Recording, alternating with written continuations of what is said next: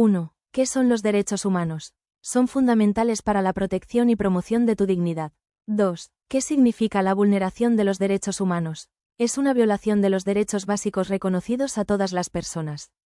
3. ¿Cómo se manifiesta la vulneración de los derechos humanos? Se manifiesta de diferentes formas, ya que pueden atentar contra cualquiera de los derechos.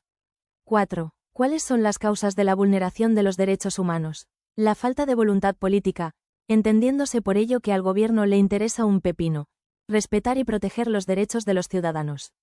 5. ¿Qué hechos hacen que estas causas de la vulneración de los derechos humanos empeoren? Hechos como la corrupción o la impunidad de los delitos, inestabilidad política y socioeconómica, pobreza y la desigualdad, que genera una grave vulneración de derechos. 6. ¿Cuáles son las consecuencias de la vulneración de los derechos humanos? Son terribles tanto para las personas afectadas como para la sociedad. 7. ¿Cómo afecta a quien sufre la vulneración de sus derechos humanos? Claramente, nos coloca en una situación de desventaja a la hora de ejercer nuestros derechos y libertades. 8. Cuando nos encontramos en una situación de vulnerabilidad social, a consecuencia de la vulneración de nuestros derechos humanos reconocidos por la Constitución. A. Cuando estamos más expuestos de que nuestros derechos sean vulnerados, cuando aquellos que por ley están obligados a protegernos, nos referimos a las autoridades, son quienes lejos de cumplir con su deber, les importa un pepino, y más por el contrario ilegalmente tratan de agraviarnos aprovechándose de nuestro estado de vulnerabilidad. En consecuencia, dichas violaciones de los derechos humanos, al ser respaldadas ilegalmente por dichas autoridades, también son cometidas por personas que actúan en ejercicio de sus funciones, lejos de ampararnos. B. Causando sufrimiento físico y psicológico. C. Asimismo, marginación social. D. A nivel social, la vulneración de los derechos humanos contribuye a la desconfianza en las instituciones, la inestabilidad política, el debilitamiento del Estado de Derecho y la perpetuación de ciclos de violencia y pobreza. Entre otros. 8. Hoy día vamos a dar ejemplos de casos prácticos, en el que nos encontramos en situaciones reales de vulneración de derechos humanos, a través de los cuales van a entender mucho mejor cómo se vulneran los derechos humanos. Caso 1. ¿Qué es violencia de género? La violencia que se ejerce contra las mujeres es, claramente, una de las formas más comunes de vulneración de los derechos humanos. Existe una falta de protección hacia las mujeres, una impunidad de los agresores y una importante discriminación de género que contribuyen a perpetuar esta grave violación de los derechos fundamentales, tales como. Caso 2. Discriminación hacia la mujer por no tener hijos. Hay una forma silenciosa de exclusión, la que sufre la mujer que no es madre. Se la juzga, se la señala, se la considera incompleta, y se le niegan sus derechos fundamentales más básicos, a los que todo ser humano tiene derecho, así como también sus derechos económicos y patrimoniales. Pero la maternidad no define la valía de una mujer. Cada mujer es completa por sí misma, con o sin hijos. Su dignidad no se negocia. No tener hijos no te hace menos mujer, te hace libre de decidir.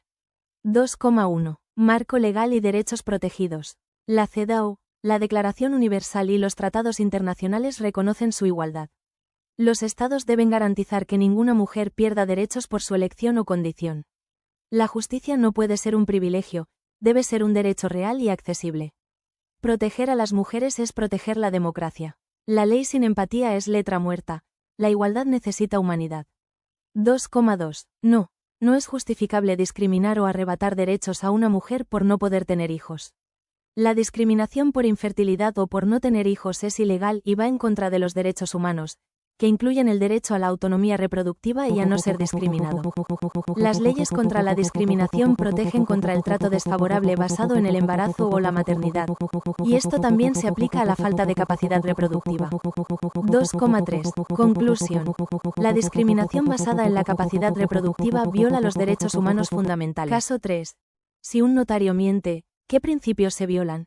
Se violan principios fundamentales de su función, como la 3,1. Veracidad, que exige a dar fe de hechos y b. Actos ciertos y verdaderos, y el c. Secreto profesional, si la mentira implica la revelación de información confidencial. Adicionalmente, cometen 3,2. Falsedad documental o falsedad ideológica y debería ser sancionado según el Código Penal, ya que la función notarial está ligada a la fe pública, porque claramente constituye un delito penal con penas de prisión, multas y la inhabilitación para ejercer la función pública, principios violados. 1. Principio de veracidad. Este es el principio más directamente violado, ya que obliga al notario a dar fe de lo que es cierto y verdadero, así como a no inventar ni alterar hechos o documentos. 2. Principio de inmediación. Un aspecto del principio de veracidad es que el notario debe tener contacto directo con las personas y los hechos que está instrumentando, lo que implica un conocimiento directo y cierto de la verdad. 3. Principio de imparcialidad. La mentira es vista como un acto que rompe la imparcialidad del notario, quien debe actuar de manera neutral y no favorecer a una parte en detrimento de otra de manera deshonesta. Normas violadas y posibles consecuencias. 1. Falsedad documental, falsedad ideológica.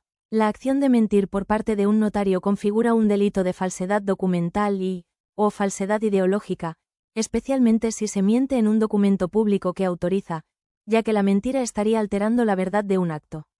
Código Penal. La mentira del notario constituye un delito penal con penas de prisión, multas y la inhabilitación para ejercer la función pública. Deontología notarial. El Código de Ética Notarial también contempla el deber de la honestidad, la diligencia y la veracidad. La mentira claramente viola estos principios deontológicos, lo cual al infringirla debiera ser sancionado por el Colegio de Notarios, según lo indica la ley, pero evidentemente en la realidad, esto es un saludo a la bandera, por el tráfico de influencias. Caso 4. La cosa juzgada fraudulenta. 1. ¿Qué es la cosa juzgada fraudulenta? Es la pretensión procesal que busca invalidar una sentencia firme, con autoridad de cosa juzgada, que fue producto de un fraude o colusión entre las partes, el juez o ambos. El fraude debe ser un vicio sustancial, es decir, importante, que afecte el debido proceso y la verdadera voluntad del ordenamiento jurídico, no un simple error del juez.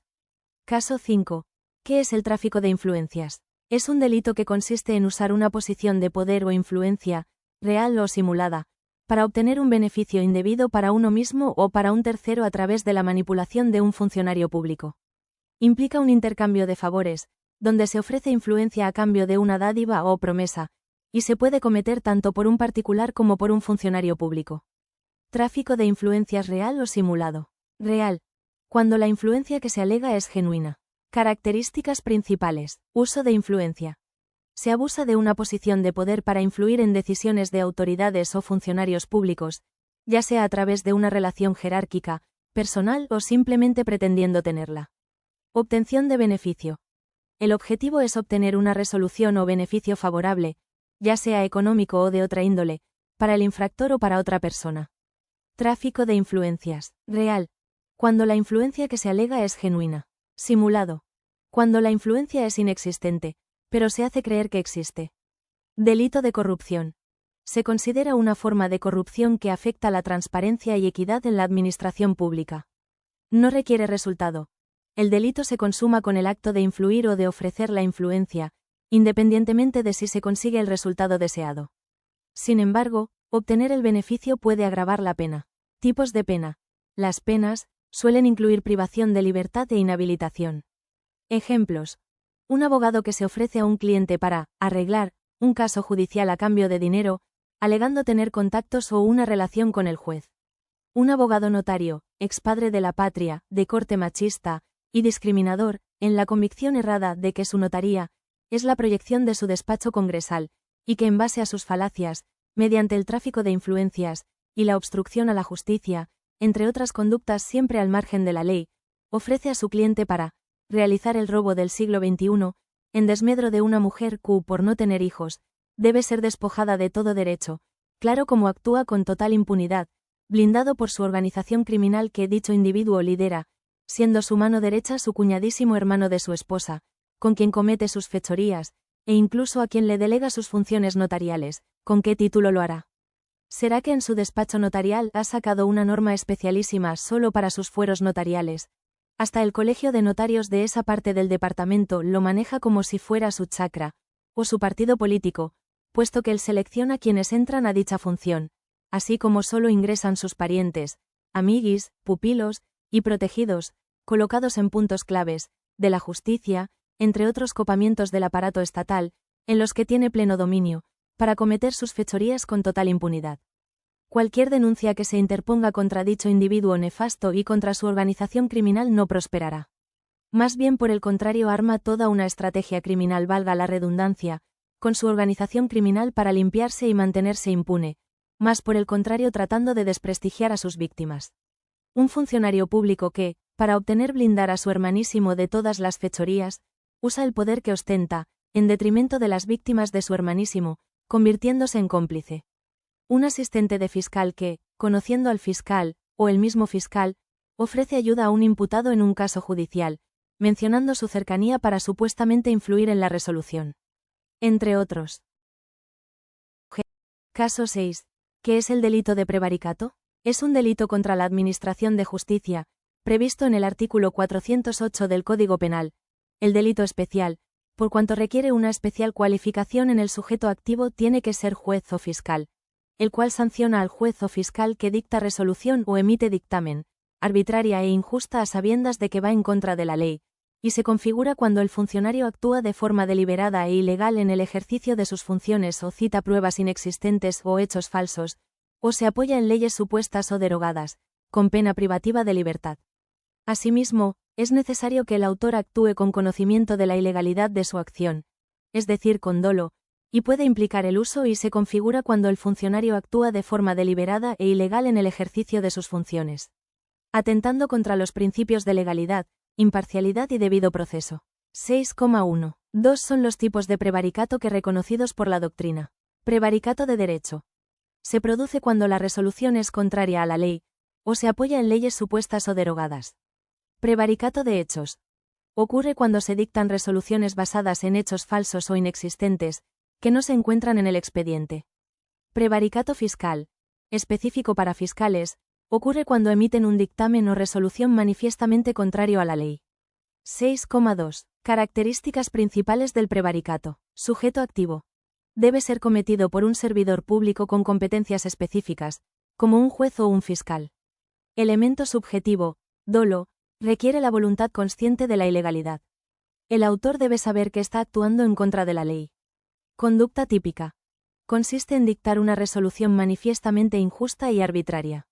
Esto puede incluir, dictar una resolución contraria a la ley, invocar hechos falsos que no constan en el expediente, apoyarse en leyes supuestas o derogadas, negarse a juzgar bajo pretextos de oscuridad o insuficiencia de la ley. Bien jurídico protegido. La correcta administración de justicia y la confianza pública en el sistema judicial. Diferencia con otras faltas. No se trata de un simple error o una mala interpretación. La prevaricación implica una ilegalidad flagrante y una decisión irracional e insostenible. Caso 7. ¿Qué es un Estado de Derecho? Es aquel en el que se respeta la Constitución política y las leyes que de ella emanan, con la finalidad de mantener la paz social. Siendo primordial el correcto desempeño en sus funciones, de los magistrados jueces y fiscales, debiendo aplicar la ley, en las resoluciones que emiten, al caso concreto y fundando sus decisiones en las pruebas reales no en falacias, a efectos de cautelar la correcta administración de justicia. Caso contrario, el daño que efectúan al Estado, a las partes y la sociedad es enorme, generando incertidumbre jurídica y el desprestigio de la entidad a la que representan. Caso 8. ¿Por qué la libertad de tránsito es un derecho protegido? Porque el derecho al libre tránsito se considera un derecho humano fundamental, motivo por el cual su protección es de primer orden. Caso 9. ¿Por qué el uso del Internet es un derecho humano? ¿Por qué el uso del Internet es un derecho humano? Porque es una condición esencial para el ejercicio del derecho a la libertad de expresión.